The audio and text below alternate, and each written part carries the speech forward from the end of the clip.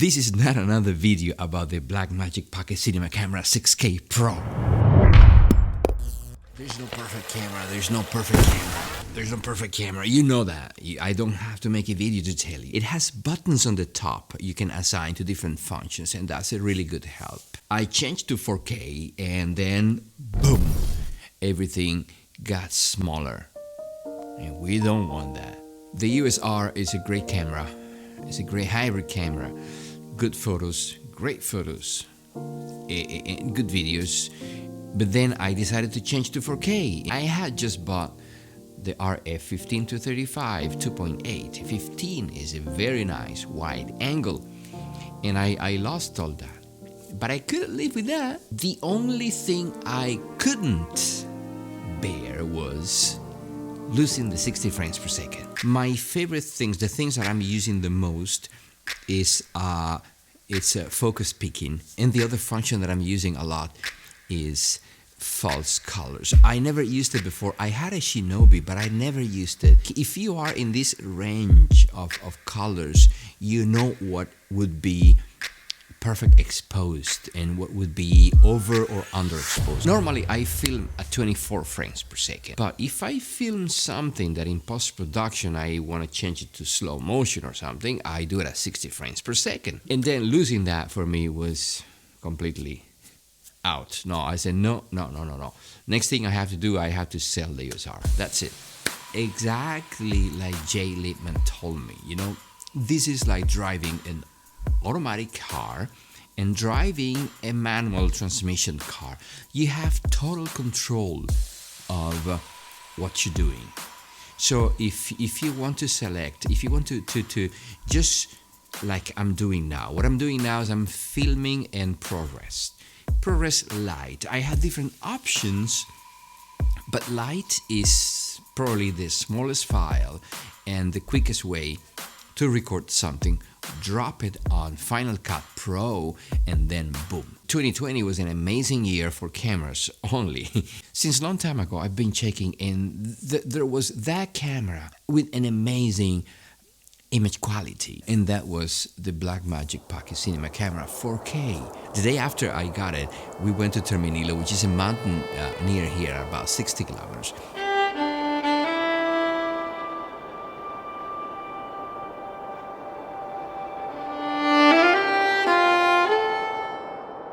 And I wanted to try those ND filters, and I have to say that I was very impressed. I tried it in the snow with a lot of sun reflection, very harsh conditions. And then I came here to the little village where we lived, and I filmed some stuff from the street using only the Nifty 50, which is this lens that I'm using now. The 4K, the speed booster, one lens, monitor, and then the cage, and then the handle, and the cage with the handle, and the thing for the media. It was expensive. I mean, and then like magic, like just for me, Blackmagic, I've been always against it, and now, nice, eh? Very ironic. Blackmagic Pocket Cinema Camera 6K Pro.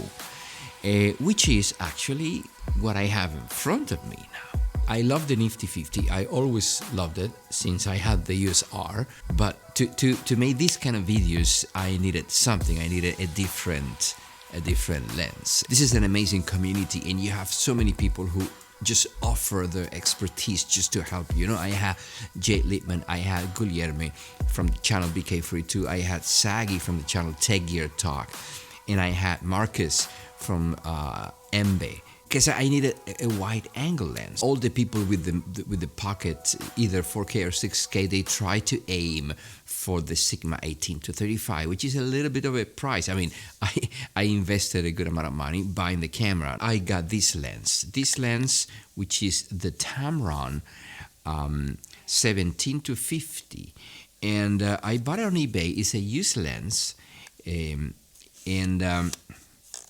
and I'm very happy because so far from what I've seen, the image quality, it's pretty good. It has, this is an old lens. This is a used old lens. I bought it on eBay. And believe me, I pay 160, 170 euros for this lens. There were three things that were crucial for me. Number one, yes, the battery. They did a really good job there. Number two, the screen. The screen, for me, I still need a monitor. Because, if I film myself, when I film somebody else, I don't need a monitor because the monitor is enough. It's really bright and you can move it up and down. That's really good. But to film myself, I still need a monitor. The viewfinder, although there are people already criticizing the viewfinder, I don't have it. I didn't order it. I'm not thinking about ordering it. I think it's a little bit overpriced. The battery on the bottom, that could be something that I could consider that in the future because, you put two batteries in the bottom and one inside, and it works with three batteries. So that's really, really good. It's a community and it's here to help. And I'm very, very grateful for all the advice that all my friends just gave me, But for me, the cherry on top of the icing was the ND filters, the built-in ND filters. That was for me life-changing. Filming using ProRes, I'm super impressed of what I drop on Final Cut Pro when I open the Luma and I see the histogram and I see how much I can expand the highlights and the shadows and seeing the real colors, For me, for example, seeing a real yellow, wow. My next big step would be start using B-RAW. And it's not just one B-RAW, it's all the possibilities that you have. This camera comes with DaVinci Resolve, which I know nothing about. I still have to understand that, because it's like another language. Well, I'm just so happy to be here again. I'm so happy to have a camera again. And I'll see you again in another topic. Ruben, take care, be safe, and be well. Peace.